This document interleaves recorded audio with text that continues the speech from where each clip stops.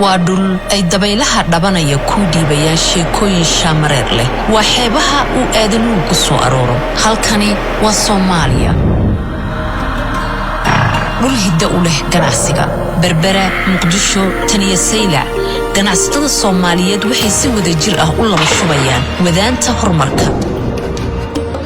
wadal hodan ku ah khayraadka dabiiciga ah sida xoolaha fooxa sisinta iyo argoosatada tiyo ay u dheeryihiin fursada dihan ganacsiga waxa gundhig u ah kalsooni halka ay dadyoga kale xuduudo isku koobeen Soomaalidu waxay iba fureen xiriiro soodimaha ka talaabay taageerada midowga Yurub awgeed waxa la hirgeliyay wadooyin 110 kiiloomitir oo isku xira suuqyada kanaalo 312 kiiloomitir ayaa dib loo howlgeliyay kuwaasoo hiil u noqday 3400 oo beeraley Soomaaliyeed ah dakhliga beerahana waxa uu kor u kacay 67% halkani waa Soomaaliya dhul hal abuur halgan yahay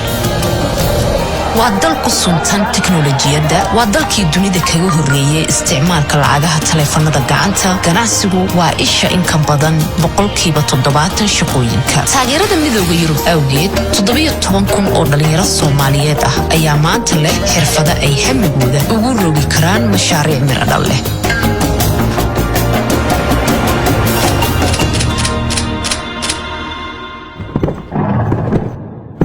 halkani waa Soomaaliya dal marliicay haatanna hiigsanaya hilinkii guusha